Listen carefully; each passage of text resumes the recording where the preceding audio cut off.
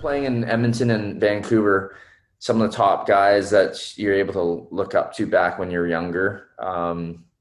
Some names from those teams at all?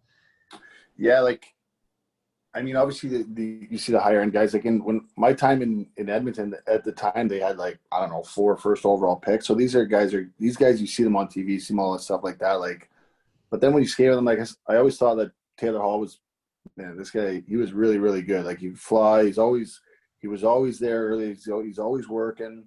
And then it just transferred onto the ice too. Like he was pretty dominant. And this is stuff more I saw in practice because and that's more of his routine kind of stuff. Is like I see him all the time in the practices. But as far as I was also a lot older. Like I was born in '84, and at my time I was maybe 32 in the NHL. So a lot of these guys are a lot younger. So more of my guys watching up were the older guys, more so like the Sedin twins when I was in Vancouver, and then these guys are just superstar athletes that you're just watching in awe. But aside from the superstars, the NHL is really normal people.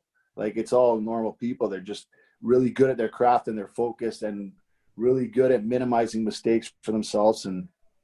But yeah, so again, to your point, like I think it was more the older guys, like the Rick Nash, more my age growing up, those were the guys to look up to. But then me being there, the younger guys was obviously really cool because they were the higher draft picks and that's a pretty cool experience. But those good points for sure. A lot of what you just said too is training and practice. It's really important that it seems like a lot of kids are bought in now to the practicing and the skill development. sure. They like it and enjoy it.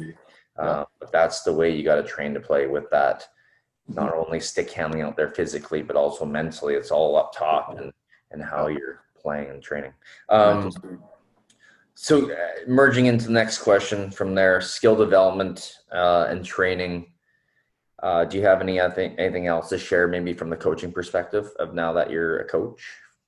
Yeah, so we do coaches and we have a development company as well. But again, skill development, if you can get skill development, the more you're on the ice, the better you're going to get, right? It's how it works. The more you put time and the more you craft your skill, the better you get at dialing everything in. And again, like I think the training nowadays, it's a lot different. It's more technical, a lot of stuff like that. And a lot of video to see what's going on or in-game situations. You can train those ways as well. But as far as coaching and stuff, I'm not really at the higher level of coaching. But again, when I go to train players and stuff, we're still obviously we have a good idea of how they are at that time, but we're trying to feed them information that will make them get better at their pace instead of kind of throw information at them where they're just kind of, they can't grab a good thought of something. And if you have all this information coming, it's really hard to focus on getting good. So if I can target like one thing for, a few minutes, 5-10 minutes and just stay on that, focus on that, something to instill in the player's brain is ultimately a good goal because you need to do that when you're in game speed, you're not thinking. It's got to be almost automatic. So natural. It's kind of natural. That's kind of the way we approach. Because once you start thinking in the game about other stuff like that, then I feel like you're getting out of in-game speed. So, that's kind of our approach.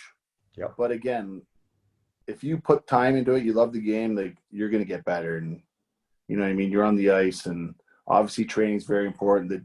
The quality of trainer is very important, but it's up to yourself as well. Very much so.